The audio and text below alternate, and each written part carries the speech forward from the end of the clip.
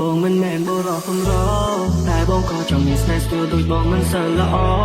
ក៏ចង់មានសង្សារដែលចង់ស្គាល់រសជាតិមានគេធ្ងរចង់មានអ្នកស្ទាបអង្អែលចង់មានអ្នកបីត្រកងគេងកោតផ្លូវមើលដួងខែ